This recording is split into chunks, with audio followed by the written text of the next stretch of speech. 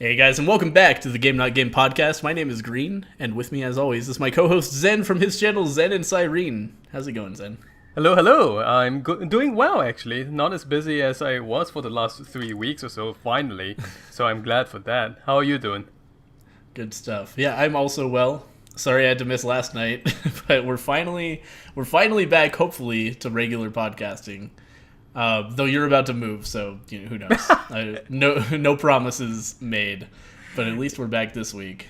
Yeah, I'm moving in 2 weeks. So hopefully the process goes as smooth as possible. I'm moving from one unit of my apartment to another, so that's going to be fast at the very least. Yeah, the most minor move possible, but it's still fucking moving all your shit from one home to another, which is awful. Yeah. You still have to do the hard part. Yep. But you know what? At least I will not have to pack up 800 Rubik's Cubes. That's true. In fact, 840 would be the magic number. Our first story today comes from... Oh, man. Where is he from? Shit. China, I think it's my guess. Is he China? I thought I'm it was guessing. Vietnam. I'm not sure. I thought the thing said, but apparently not. Never mind. I don't know. I don't know where this man comes from. But somewhere, this Asian man decided he was going to propose, not propose, but he wanted to ask a girl to be his girlfriend. And the way he decided to do this was to map out her face in Rubik's Cube format, buy 840 Rubik's Cubes, solve them to the correct setup to have one face of them have the correct pixels in place, and put them all together into a giant picture of her face. You could see this guy. This article I'm looking at has this guy sitting and just looking forlornly at this wall of Rubik's Cubes that's like much taller than he is. It's an enormous undertaking this guy has made.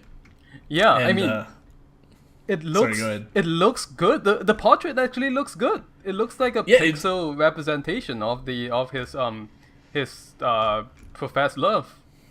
It's expertly crafted. He says that he worked on it for 2 months, just mapping out how the Rubik's Cubes would need to be aligned.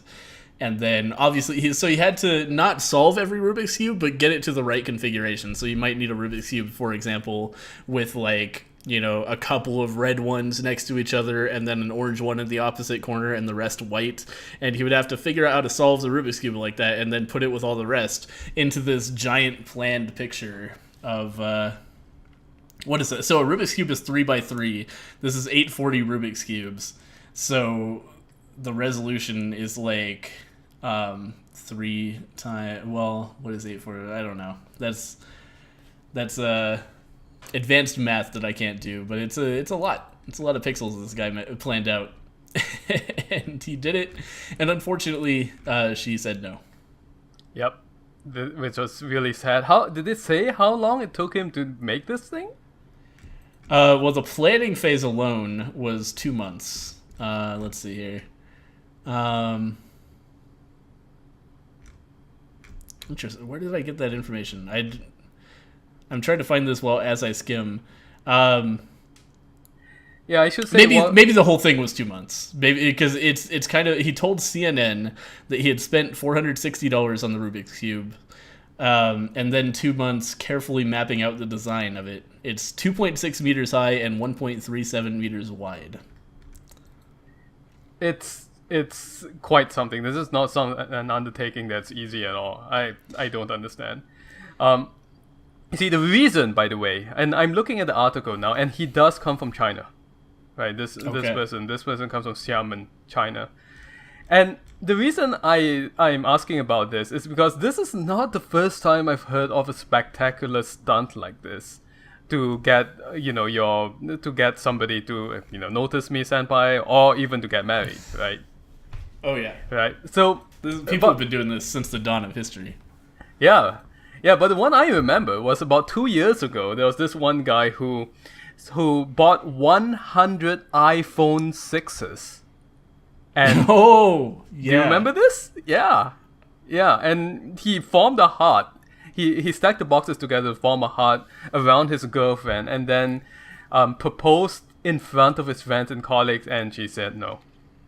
Yeah. Which I felt bad because this was $80,000 worth of iPhones. That's really... Yeah, that's a big and bizarre investment, because what are you going to do with those iPhones? I know, right? You don't need more than one. You need to know. set up one of those fucking... Have you seen the like click farms in China of... They just have racks and racks of iPhones that all are like giving likes and favorites and ratings to apps? I've seen those. Yeah, I saw like they have like the phones dangling from the racks that you mentioned, right? Yeah. It's extraordinary. Yeah, and I don't know how exactly they do it. I think they must have somebody manually go through and just hit the... just mechanically like rate the app on fucking 5,000 phones, and that's so you can pay these like rating farms to get your app up there on the App Store. Mm-hmm. But yeah, that's like the only function I can think of for buying that many iPhones. Right? Mm-hmm. Like, what else are you gonna do with that many? I don't know. Hopefully he could resell them really quickly. I hope he had some kind of backup plan after that. Yeah, I wonder. It seems like it's not a very well thought out plan from the get go, so I don't know if I believe that. No, yeah, I gotcha. Yeah, I mean, put it all into the ring, man. yeah, I know, right? I mean, maybe down on next that. time somebody will make like a portrait of his girlfriend out of 10,000 wedding rings or something. There you go. Yeah. Just wear a different one for every day that we're married. A different wedding ring for every day that you're married. What, you think I'm gonna give you one wedding ring? Here's fucking an 840 by 840 picture of you in wedding rings. God. CNN reports, by the way, that there was this other Chinese guy. The reason I say, it's China because all these stories come out of China, right? This Right. one other person proposed by floating down from a building holding 10,000 balloons. 9,999 balloons, right? So not Luckily, exactly nobody 10,000. nearby had a BB gun. I know, really. Oh, man. I mean, I feel bad for them. I really do, because I don't know why it is these stunts. I don't think they're widespread and common at all, but the fact that they get so much play probably will encourage more. I believe that Rubik's Cube guy actually was a copycat of another successful one. So, Oh, man. So I don't know. I feel sorry for them. Yeah. Man, you know what the big problem with this is, too? It's not, obviously getting turned down for this kind of thing sucks. Yeah. But also, this is going to end up on social media. It is. And that kind of thing in this world can impact your future hiring prospects. It is, absolutely. It's got his real name and everything. Yeah. And so, say, for example, an employer is using the new machine learning software called Fama to check out his social media past. They might just tell Fama, hey, find out whether this guy is an insane, crazy stalker person. And it will be like, well, this one time he bought 840 Rubik's Cubes and arranged them into a face. And they'll be like, okay, maybe we don't hire this guy. So Fama is a new and incredibly creepy software that uses, I'll just read their thing. Fama uses machine learning and natural language processing to analyze a job applicant's public digital presence for indicators of risk, culture fit, and high performance. Built by a team of PhD data scientists, engineers, and changemakers that are determined to forever alter the course of how we think about hiring talent. So this thing will dig through your Facebook and be like, okay, how often does this guy go out drinking? How often does this guy, tweet that he's sad? Just shit like that. And give you basically a personality profile of this person when you're hiring them. I am not surprised by this one bit. Me neither. It By the is way, horrifying, though. Yeah, I don't want to... That was a great segue, but I wanted to just acknowledge Electric Mastro in chat, who did say that there was a guy who made a mobile game called Send Me to Heaven, in which you have to throw your phone in the air as high as you can. Oh my god. In the hope of destroying as many iPhones as possible. But then Apple banned it from the App Store. That's incredible. What an idea. It really is. High score based on how close you get to destroying your smartphone. I wonder how many people actually played that. I hope not many. I hope so too. That seems like the sort of thing that people should be smart enough to not do, but you never know. Maybe they'll post about it on Facebook and employers won't like that too much. There you go. Yeah, this guy's stupid enough to throw his iPhone in the air. Yeah, that's the sort of thing they can show up on Fama. So this is like, God, this is another step toward just like employers trying to take over people's lives. Because like the use case that was pushed heavily in an interview by one of the developers of this thing was like, say, you don't want somebody who drinks too much because that will affect their productivity at work. You can just ask Fama, like, how often do they go out drinking? And it will just see it uses machine learning to tell which posts on your Facebook or Twitter or whatever are about, hey, out with friends drinking beers, and give you like an estimation of how heavy a drinker they are. So you can, in addition to limiting position by like level of education or experience, you can also be like, we'll only accept people who drink up to X amount, and then Fama will do the rest and filter out those applicants. Yep, I am, again, totally not surprised that this is a real thing, because this is the kind of idea that startups are looking for. They want to remove the friction from this process, they want to disrupt the process, etc. There you go. Yeah, right. Use the availability of personal information online to fuck up people's lives. Well, it's a good thing on my personal Facebook account, I have exactly 500 posts about how I like to throw kittens. It's an app. Don't blame me. The throw kittens app. None of those things exist. Luckily for me, I don't have a Facebook account. Good for you. If an employer did want to find out about me, they could go on my Twitter account and find out that I'm a raging socialist. So, Yeah. No, I mean, I say good for you kind of like facetiously. I mean, Facebook's a good way to keep in touch with people, but I haven't really posted on my Facebook for many years now. Which is kind of bad for me, honestly, but I eventually just realized that Facebook stressed me out more than I was enjoying it, because you have to see like, oh, this old friend from high school or college is like now a fucking crazy Republican, and it's like, okay, what do I remove them? And also like I went through a period in my life when I wasn't making many friends, so I just I lost friends and didn't gain them, and it made me feel worse about that. And also like some family members went off the deep end a little bit, and I didn't really want them reading my posts, and I was just like, you know what, I could just delete this, and I did it, and I was like, man, this is so much better. But I have nothing against people who use Facebook, but it's really not for me. No, I mean, I get it. I think this has been proven, well, not proven, but this has been shown scientifically that people who don't browse a lot of Facebook are generally happier. Yeah, it doesn't surprise me. I mean, there's a lot of stressful shit. It could go both ways. It doesn't show causation. You could say on one hand, like you said, Facebook stresses people reading it, whether it's because they see their friends go off the deep end, or maybe they're comparing themselves with their more successful peers. On the other hand, it also could be argued that again, this is just a gross generalization, but let's say a person doesn't feel like they need to post on Facebook every day to prove something or another about themselves, right? Yeah, so on average, those people will be more fulfilled elsewhere. Yeah, I don't feel that need to do it.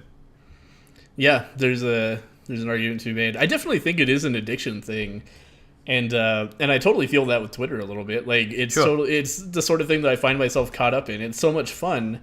Like Twitter is fun to me the way Facebook is fun for a lot of people. Sure.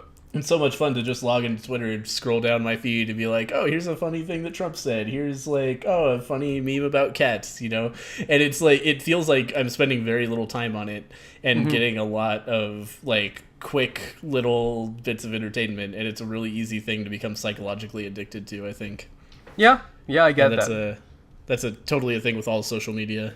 Yeah, I mean, I get that with Twitter. I'm far more active on on my YouTube's Twitter account than I am on any social media account. Including the ones for my real name. And for me, that's because I feel like I can say things on my Twitter that I don't say anything offensive for the most part. But, it's just a very stream of consciousness thing. And I feel a lot more guarded with my own real name and account. Totally. Yeah, Facebook tries to, like, link to your real life so much. It's like, my grandma's never going to see my Twitter. So I can say whatever I want. But, like, on Facebook, you have to be, like you said, way more guarded. Yeah. Yep.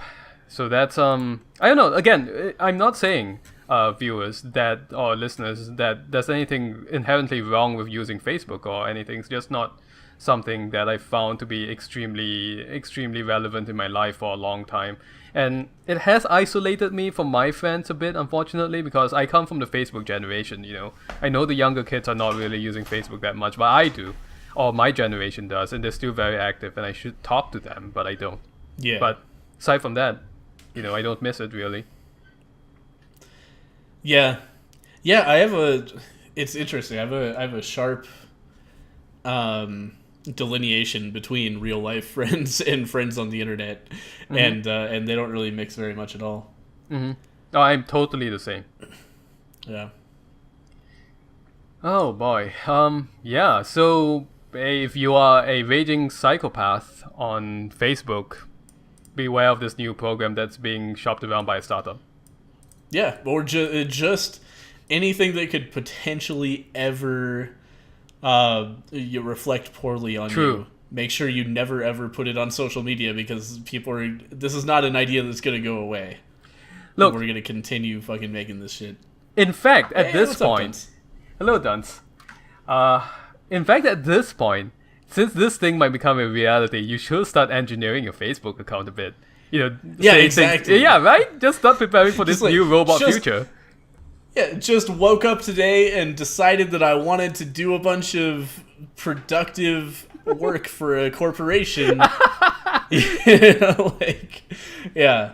Just give them what they want to hear. Figure it out and engineer it. And you know what? That's going to be the new like tech job too. Is like people who will go onto your social media and engineer it for hireability. It wouldn't surprise me if this is a real thing already. Yeah, a personal social media manager. Hi, Dunce. I couldn't think of a funny name for Zen, so hi, Zen. I've been called a lot of funny names in my life. Oh yeah. Yeah. Have I told you about how I was called "But Mama died many years ago" as a nickname for like a few months? Whoa! What?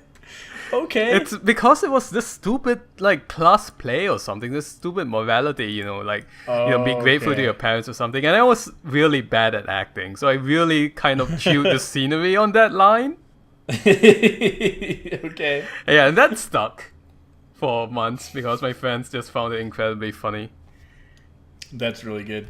Yeah. So that's the standard of nickname that I got. I got my real name is Greg Lint, and I got a lot of lint. Lint, okay. Yeah, people who wanted to bully me would call me Lint, and it was like, I mean, it's not as bad as it could be. I just largely shrugged it off. Yeah, it's a pretty lukewarm bullying nickname. Yeah, man, I pretty much escaped from middle school and high school without being bullied because of my size. Like for an Asian guy, I'm pretty big. Oh yeah. So I'm happy about that. Yeah, I was also largely unbullied. Mostly, like, in elementary school, everybody teases each other. Right. By the time I was in high school, I was largely not in a bullyable class of people. Right. Yeah, I mean, I got the teasing too, but not bullied in that sense. Sure. Devin That sounds... I don't know what the story is behind that, but it sounds cute, I guess. my friend's girlfriend and my friend's little sisters, like the same friend, thought of nicknames for all of us. They called me Ducky for no reason. I'm not sure why they did that. And they called my friend Mike Sexy Kitty. Sexy Kitty. That sounds like something Which off really- an anime convention. It super doesn't suit him too. It's the most ridiculous shit. That's also true for anime conventions, by the way. Yeah. They don't. The people who are called Sexy Kitty are a lot of the Or times not sexy kitties. Yeah. Yeah.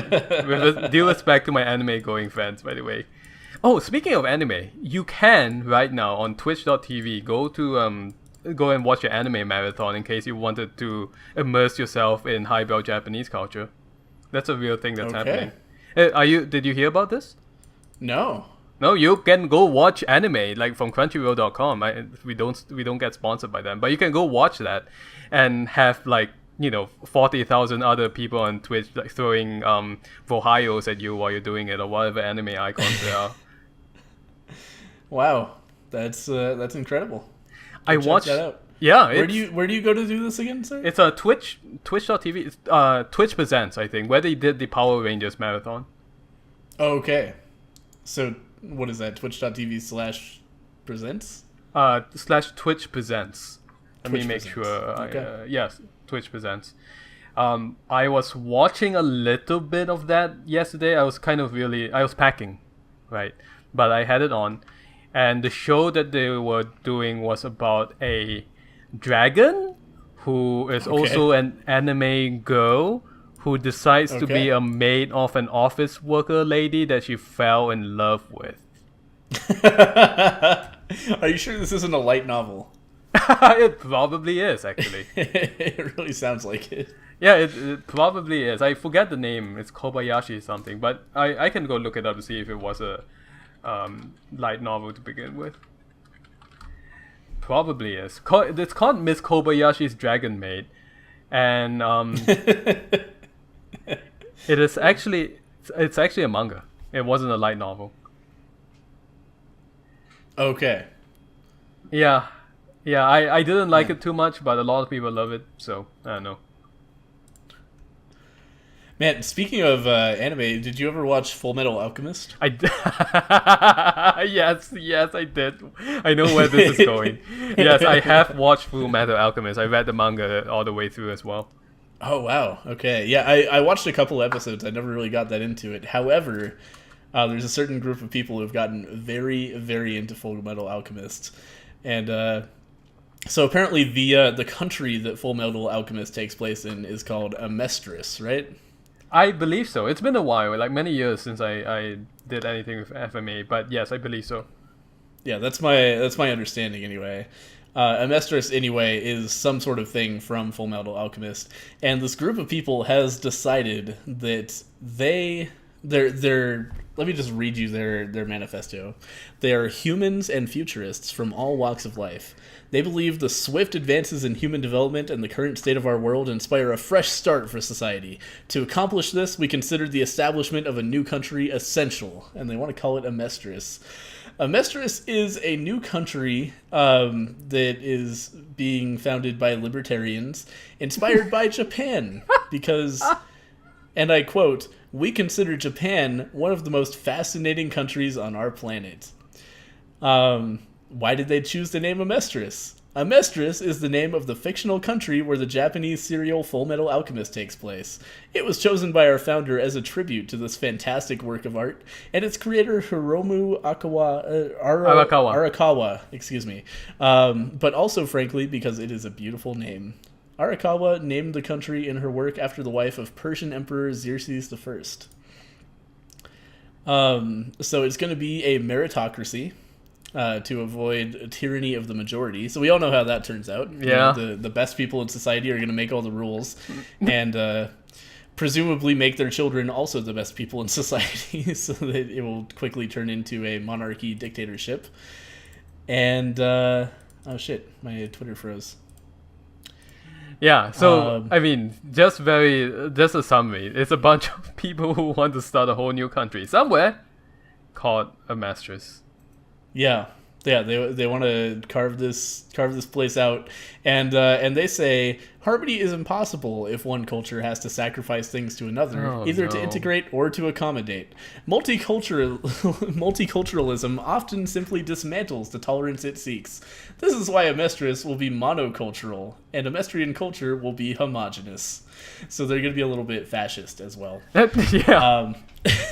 And correct me if I'm incorrect about this, but my understanding is that the society that Full Metal Alchemist takes place in, Amestris, is kind of a weird fascist Nazi state. It has similarities to Nazi Germany, yes.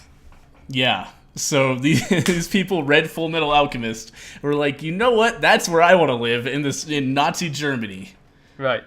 And so they're going to call it Amestris. I mean, I say there's some similarities. Let me just be clear. Arakawa, the mangaka, did not actually try to make it like Arakawa did not try to make it like Nazi Germany. She has said that she basically mixed a lot of things together to come up with the country, right? Different cultures and stuff, right? Yeah. But it is, it is like it's an authoritarian state. It is an authoritarian state. Yes, I don't want to go too much into many spoilers because Full Metal Alchemist is worth a watch/read. But yes, it pretty much is authoritarian as far as I remember. Yeah. Now, so that's exciting. Look forward to the next country coming soon. In the summer of 2019, Amestris. No, I don't know. I made that up, but yeah, we'll see if these guys manage this. I wonder where this country would be in, I'm a little confused about that as well. Okay, I only have two possibilities, right? It'll be a very tiny island somewhere. Yep. Or it'll be a very tiny basement somewhere. That's the only two possibilities that I came up with. Well, you know what these people are going to think is like, how hard could it be to conquer an African country? And they're just going to go down there and all die. Oh, no. I kind of feel like in the past, in colonial era, 18th century, people have attempted that, right? I mean, beyond the huge colonial powers, just individuals have tried to do something like this. Yeah, it wouldn't surprise me, for sure. Yeah. I don't know. These people just don't seem... street smart is the wrong word, but they don't seem to have a practical knowledge necessary to pull something like that off. Right. Yeah, so we'll see where they find their land to call their own. Maybe they'll carve out a bit of Antarctica. Yep. A little bit of home in Antarctica. Yeah. I've heard it's lovely this time of year. Duns is asking if he can start a country in his house. Yeah, but you gotta be careful. Somebody might try to commandeer your house to start a Amestris. Yeah, that's what Travis Fenning, artist of Code Avarice, does. He basically just lives out in the woods and tries to live off the grid as much as possible. Oh, does if you he? asked him, he would be very excited to tell you about how he's basically his own country. I did not know this about Travis. Doesn't he have kids? Oh yeah. He does. Oh, wow. He has one kid that I'm aware of. Okay. And they live way out in the woods, and wow. he makes his own electricity and stuff. What's the name of that one guy who made very interesting games, like the one about breaking into a house? Like setting the traps to make sure that people don't break. Yeah. Fucking... Yeah, he makes all kinds of interesting games. What's the name of that game? I cannot remember. This was like years ago now, unfortunately. Oh man, what's that other game you made about going across the screen and you turn into an old man? Passage. So Passage game. Passage. Jason Rower. Oh my god, I'm Bugs one. Bunny today. I'm Elmer Fudd today. But yeah, Jason him. Roar. Yes.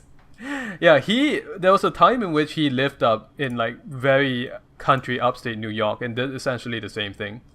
And that doesn't surprise me even a little bit. Yeah. that is a weird dude. Yeah. Yep. This is the same guy who he designed a game, like a board game with these crazy machined steel pieces and everything that's meant to last a long time. And he made the game and he made pictographic instructions for it because he assumes that when everybody finds this game, it's going to English or any current language might not be in use anymore.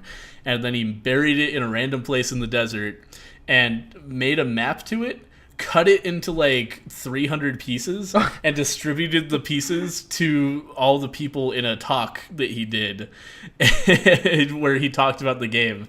And then like, you know, he's someday somebody's going to find that game maybe.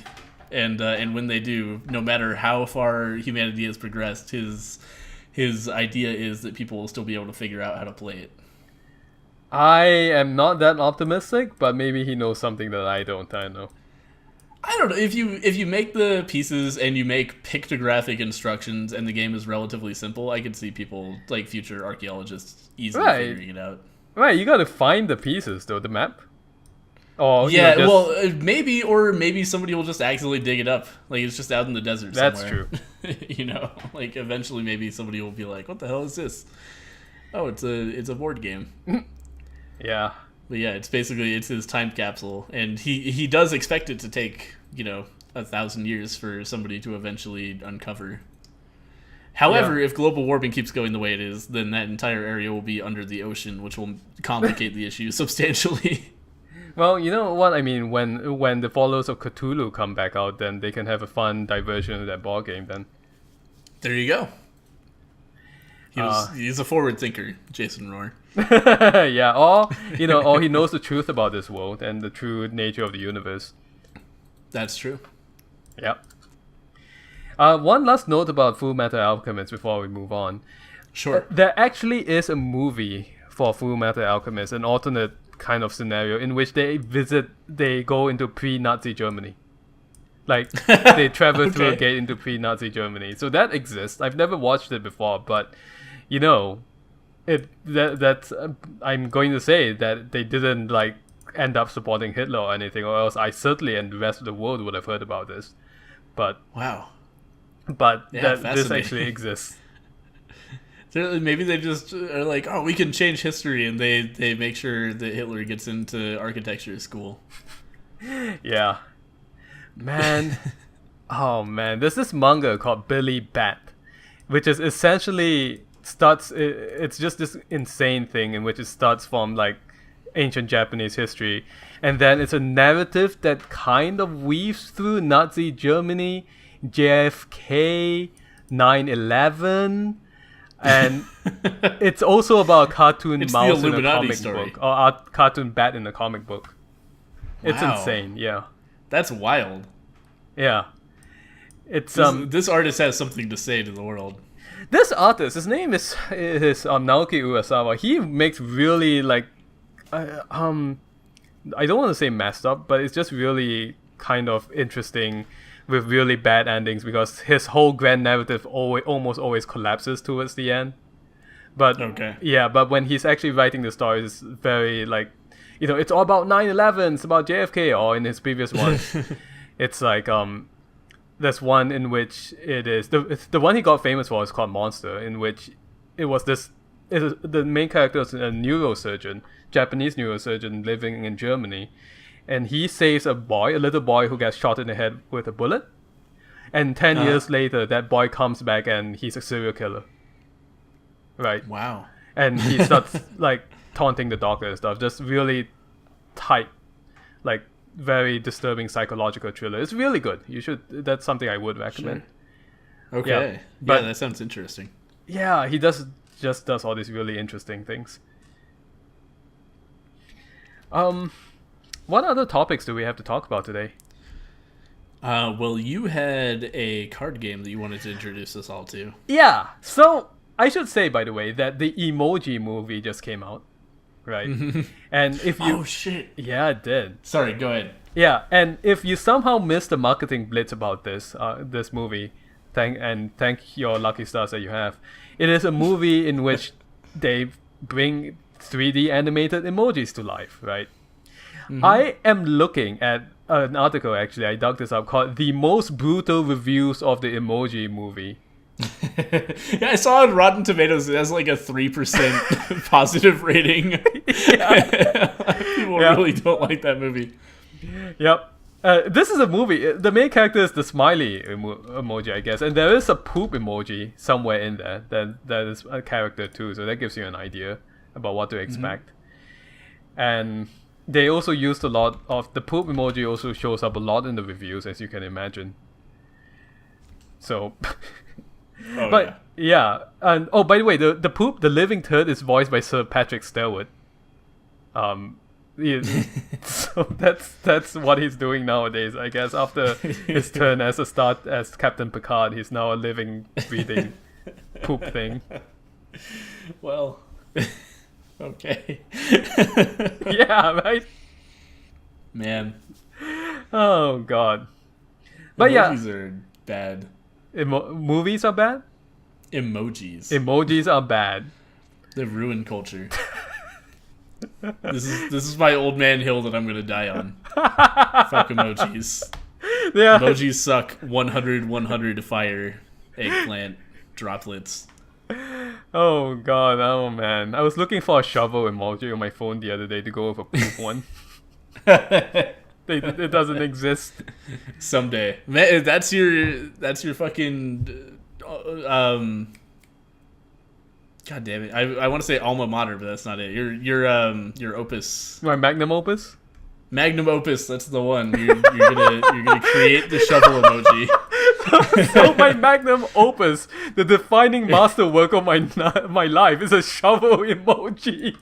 Yeah, man. You're gonna change the way human discourse occurs. I mean, at that point, I don't even need an epitaph. When it's time for me to go, just put that emoji on my gravestone.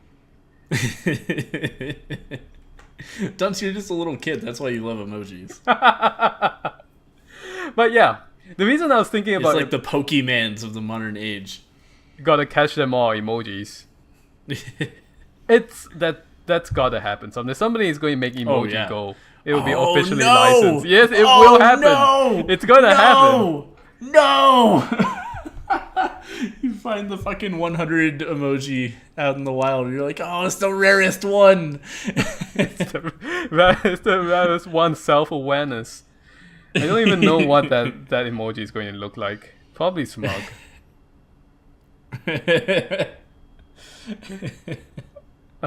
Anyway, the reason I was thinking about the emoji movie, other than the fact that it's just like this impossible way I am to escape any marketing with regards to emojis, is because recently when I went to a bookstore, Barnes & Noble, I found the emoji fantasy card game where emojis meet epic card play. That's what it's Emoji Wars. Emoji Wars, yes, you're right. That's what is that an emoji for being humble and corrected? I don't know if there is. I'm sure you could find one. No, look, if I can find one, great. If I cannot find one emoji for I stand corrected, it really says a lot about our discourse today, alright? Like, online? That's true. Nobody's ever gonna fucking say that. I know, right? Everyone's going to be like, say, use fire a lot or just call each other poop, but no one's going to say I'm sorry. Yeah, it's the emoji : supplication : supplication. Is that the bowing man emoji done space in chat? Oh, I guess shit. that works. Look at that. Yeah, that's it. That's the supplication emoji. Supplication emoji. Well, good for when those when somebody comes with an emoji sex service to replace phone sex, and somebody wants to do a BDSM emoji sex service. It's like, okay, time to draw the whip emoticon. Yeah. Oh man. I just had the idea of joking that this is our next game of the week, but then it occurred to me, I wonder if this is on Tabletop Simulator. Tabletop? Wait, what is on Tabletop Simulator? Like the Emoji Wars. Emoji Wars. Actually, that's worth a look, isn't it? That would be fucking hilarious. There's so much stuff on Tabletop Simulator. If it is for some reason, they've got the Dark Souls card game or not board game on there. Yeah, that doesn't surprise me. Steam Workshop. Anyway, maybe I'll go look this up for a follow-up story for next week. Sure. But yeah, Emoji Wars. You pointed out, because I missed it, that the bullet points say, put on your emoji face.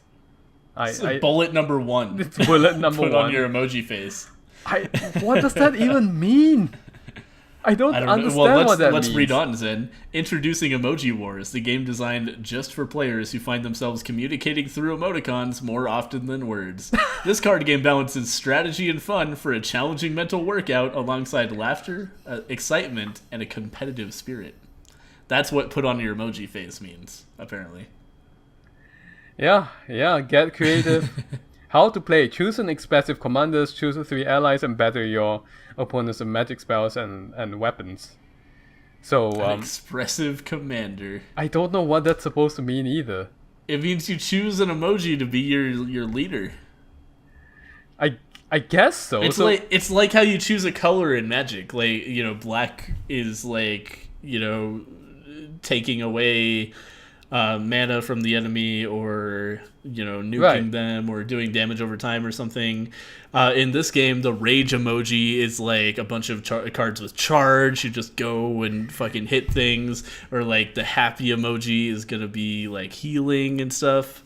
Now, I wish that was the case. That unfortunately that's not true, because I'm looking at the game directions at the moment. Fair enough. And it's basically gold for commanders. These are the types of cards. Green for allies, red for weapons, and blue for magic spells.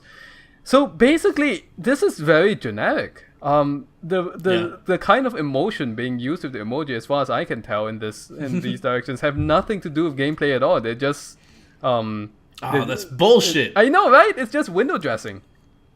I want emotive gameplay out of my Emoji Wars fantasy card game. I know. I mean, these are not really emojis per se. Like, I'm looking at the happy one. It's called Good King Gustavus, because that's the emoji you use when you're texting. Good King Gustavus. Colon Good King Gustavus colon. I use it all the time. Right? So essentially, this is not really about emoji per se. It's just every character happens to have an emoji face rather than a human face, and then it's just played like a generic card game.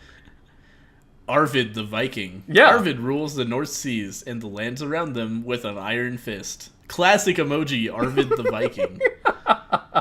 Yeah, really. Jesus Christ.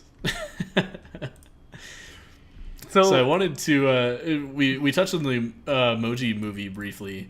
I wanted to touch on, did you read the interview with the lead actor of the Emoji movie? I did not.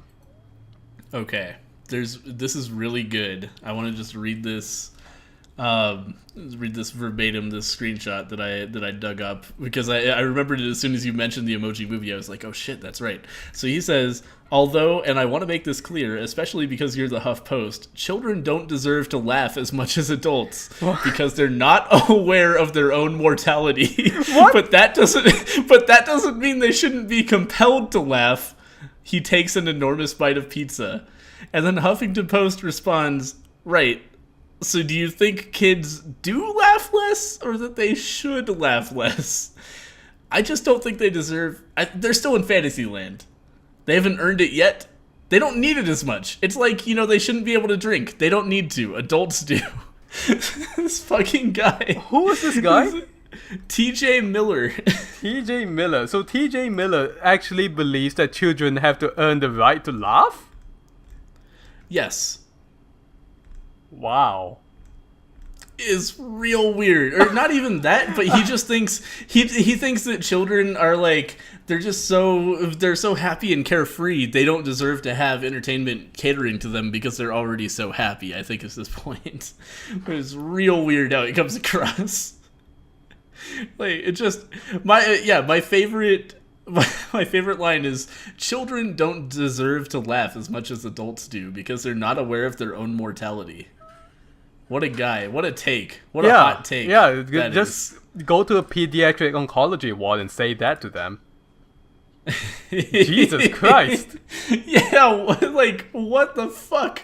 This is the most fucked up shit. I know. This guy has so much disdain for the fucking target audience of the film that he is lead actor of. Wow. That said, you gotta become pretty jaded after you act in the Emoji movie. It must have been a harrowing experience for him. Nobody ever comes out the same. I think Sir Patrick Stewart after this is going to come out like against the sun or something. It looks too much like an emoji. Take it all down. Well, this is causing global warming too. Yeah, that's true. We have good reasons to destroy the sun. Yeah, let's just march off into the eternal night instead. There'll be no emoji there. Yeah. It's like at the end of Dark Souls where you get to choose the Age of Darkness. Yep. Good. So yeah. Yeah, the emoji... Yeah? I was just going to say that's a good bit of background information about the Emoji movie. Yeah, really. Sorry, go ahead.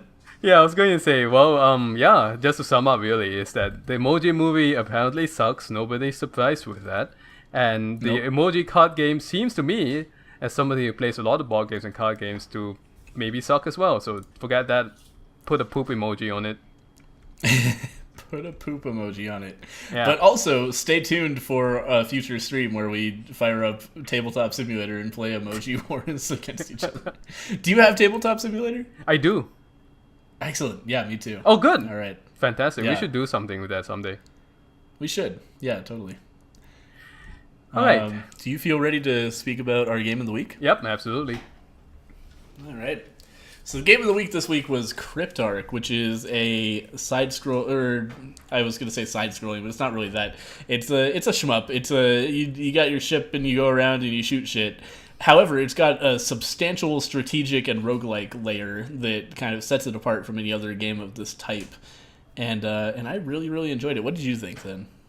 I thought, unfortunately, I'm a scrub, and I thought the game was too hard for me. But I did enjoy it when I played it because of how much polish was put into it, and just the concept of essentially a heist in space in which you have to plan everything out and then go execute your plan and get out in the nick of time with the loot, right? Totally. Yeah, so every level in this game is you're dismantling a derelict ship that has an AI defense system going on, and your job is to figure out the most effective way to take apart this ship's defenses and destroy the main core of it that's controlling all the defenses. And once you take that out, the ship is helpless, and so you're able to salvage it and sell it for money.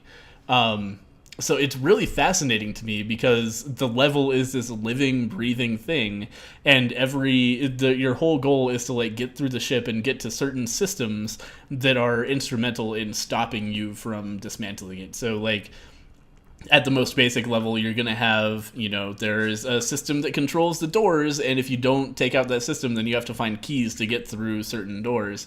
And there's a system that creates a shield generator, perhaps, around the core, and if that system is up, then the core is completely invulnerable to attack, so you have to go there first, take out the shields. And so every single level is, you're going to look at the map and be like, okay, what am I going to do? What do I take out first? And it ends up making a lot of interesting decisions at every step of the way. You also get to control your own loadout, so you can decide, okay, what kind of gun am I going to use? How much do I want to spend on health and health replenishment? How much do I want to spend on, maybe some secondary attacks? How much do I want to spend on ammo? And then each ship will give you a certain reward. So you have sort of an amount of money to play with, and you decide where to allocate that. So it's a highly strategic game. It's very interesting to me. Yeah, I really like that part too. I don't think that this is basically unique, as far as I can tell, in the gaming space. I don't think there's another game like this. I don't think so either. Yeah, and I really, really enjoy it. It's like, man, it's super stressful. Yeah. That stream I did, like by the end, I was just like, I was shaking. My mind was just like broken by the end. It was so fucking hard.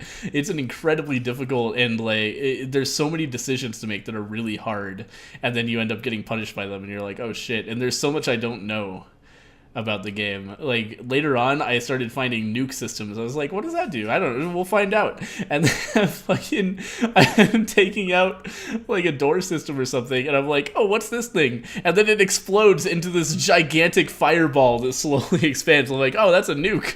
Oh no. And I get out, it takes like 5 health for me before I manage to get out of it. And it's like shit like that is just happening constantly. It's an incredibly stressful and interesting game. But maybe too stressful for me where I am in my life right now. Yeah, that's a great moment of the stream, I have to say. I was watching that yesterday.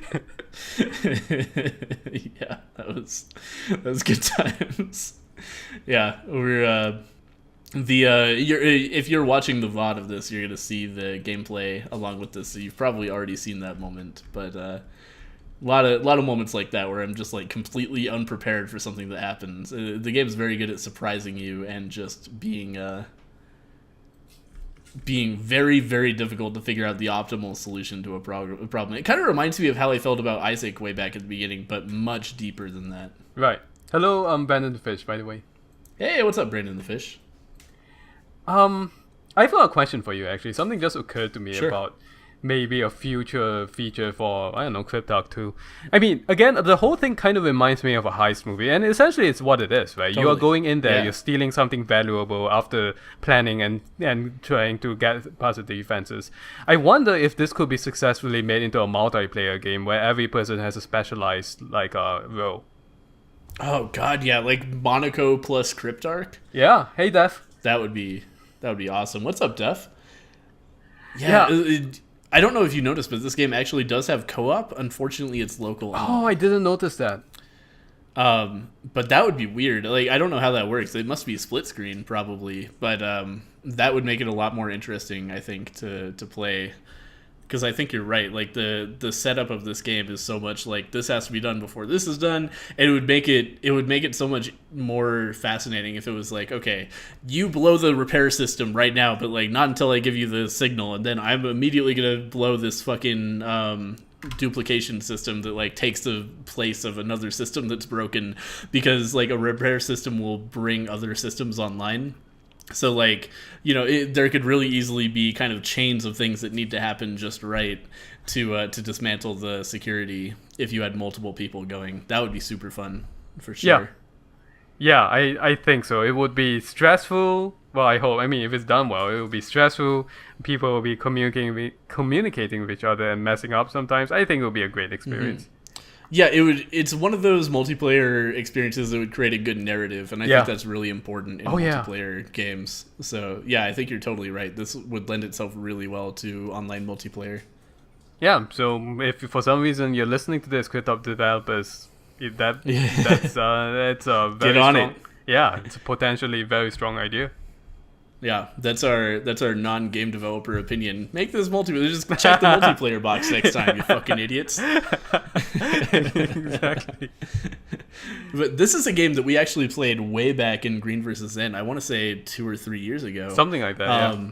And even at that point, like the early alpha or beta or whatever it was when it came out on Steam Early Access was really impressive. But now it's actually out, and you can tell like they've added an enormous amount of content to this. It has a more defined narrative, and it's a really complete and good experience. I highly recommend it, especially if you're the kind of person who likes really games that kind of push back at you and give you challenges and give you things to think about. This is a kind of game that you can really sink your teeth into. I could totally imagine this being a many hour commitment for somebody who's a fan of roguelites like Isaac or FTL or whatever. It's right up there with the greats, I think. Yeah, and if you are a shoot them up fan, this is something you're definitely going to want to check out.